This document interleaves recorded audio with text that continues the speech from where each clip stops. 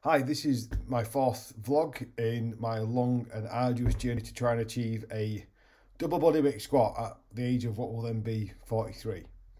I won't recap too much about the journey that I'm on and why I'm doing it. That's on my previous episodes. But what I've titled this episode is going to be about getting serious. That's about kind of me now transitioning from that initial 2-3 week period of just need to get back in the habit of doing some weight training after doing nothing for 18 months into more advanced, more demanding, more intense strength training. So hopefully I'm going to share with you some experiences from this week, and the getting serious thing applies to kind of how I've used some data collection, some science into planning, prescription, and kind of assessing where I am on that particular journey. So let's have a look at a couple of things. So this week's schedule, I'll just bring this up a little bit bigger for people. This was last week's and probably this week's format as well. So I talked last week about how I was going to increase volume into my training. So 3 squatting based days, which was Monday, Wednesday and Saturday, and then 1 kind of non-eccentric focused kind of clean pulling type day with more upper body kind of content in there as well. And I've tried to put in more and more running volume in this week as well, so just trying to keep on top of that for a couple of reasons. Mainly trying to control body composition, get body fat percentage down, but also I kind of made some decent progress in my running performance. I won't say performance is the most accurate word, but yeah, I was getting better at doing a bit of running, and I don't really want to lose that. I don't really have any ambitions of getting any faster, but if I can stay where I am and improve some body compositions, it might kind of help me get a little bit faster as well, but it's good for overall health as well. So that's kind of the format. Hopefully that'll be quite stable for the next couple of weeks, and trying to stick to that and get into a good routine of following that kind of program. So one thing that's been new for this week is I wanted to get a bit of an appreciation of where I am in relation to where I want to get to in achieving a double bodyweight squat. So thinking about me, my training, and how I want to kind of find that out, I can use my understanding of biomechanics, use my understanding of sport science and some math to be able to do that without actually destroying myself in the process. So typically, if you want to find out how strong you are, you'd have to do a 1 rep max. If you do 1 rep max, that's really demanding on the nervous system. That's really demanding in terms of your ability to train. And I don't want to lose any training time in finding this out. So it's kind of, right, okay, I can't have all things, so I need to kind of use my knowledge to be able to do that as best I can. So we came up with a model. I didn't come up with it. It's been around for a while. Modelling what your expected 1 RM would be based on how fast you can move sub-light loads. Let's bring this up a bit louder again. So what I've done basically is did a squat at 60 kilos, 70 kilos, 80 kilos, 90 kilos, and then 100 kilos. So I've got 5 different loads, and I've measured how fast I moved each one, and I've plotted them on this graph here. From those 5 points, I created this blue dotted line, which is kind of a model of what load I would lift at what speed, and it would get down to what load I would lift at 0 meters per second, which is ridiculous because you're not moving. But this kind of basically said at 0 velocity, as in not moving, and my maximum will be 195.77. So that's kind of ridiculous because you're not going to move anything, so it doesn't really help me in terms of understanding what my 1RM could be. The slowest I think I could possibly perform a repetition would be at 0.2, and that is really slow. That's like absolutely grinding, you barely moving, and that would be modelled at 160.9 kilograms. So that's based on these 5 data points, pushing it out all the way down to the bottom. And this blue box here represents kind of like the dead zone. You can't really get below that, or it's not unlikely to get below that. So that kind of crosses over around about the 160 mark. So that leaves me at least 20 kilos in theory, and I do suggest that that's in theory, away from that. So actually, if I think about that wasn't too bad. I didn't expect it to be as close as that, if I'm honest. Now, what I need to do to be able to cross that bridge and actually achieve my goal is shift that line up and to the right a little bit. So again, I'll bring this in a little bit bigger.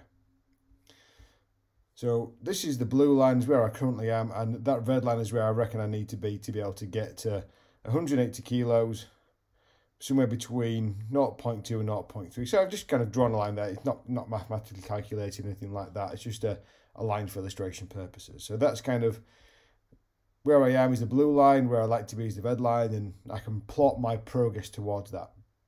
Now, one of the weaknesses of this is there's no red dot, which is these red dots are the the red dots is what I actually did between kind of 100 kilos and where I want to be, which is the 180, 150, 160 mark. That will give me an idea of exactly where I am. So there's a lot of expectation that this line follows in a nice straight line. Now, I don't think that's really on the cards.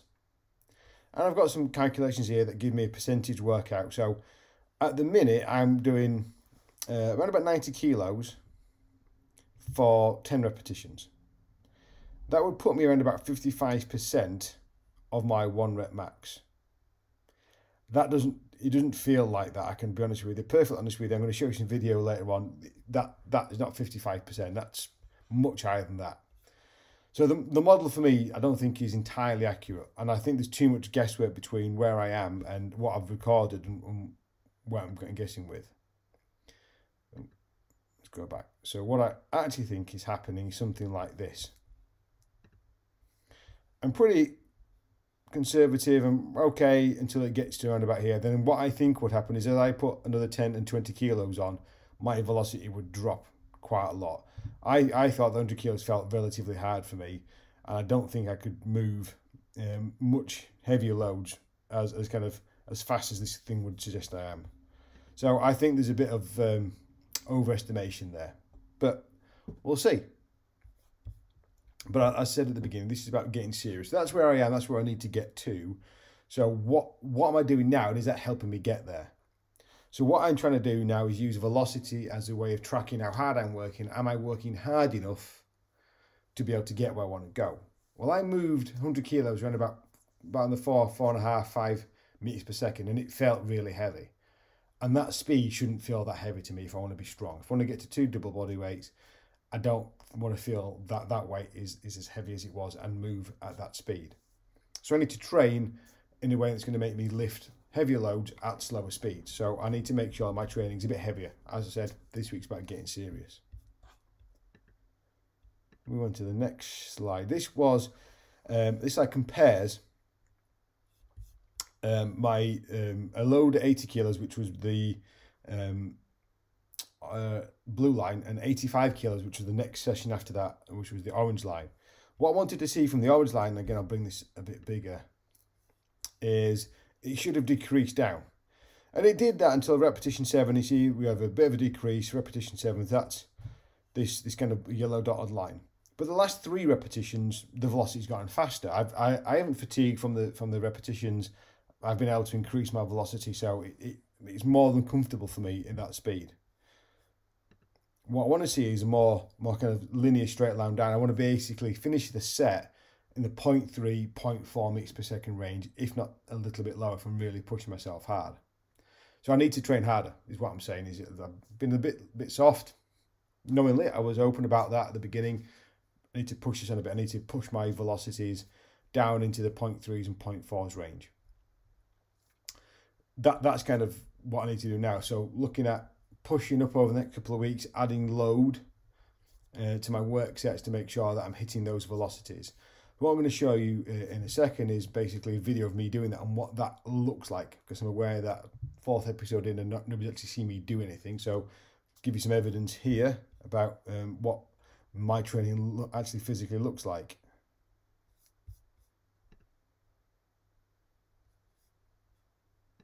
So this is a video of me on Monday, 90 kilo squat for 10.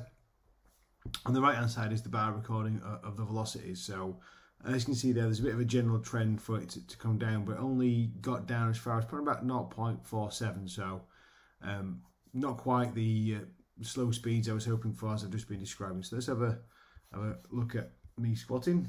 You're all looking forward to this.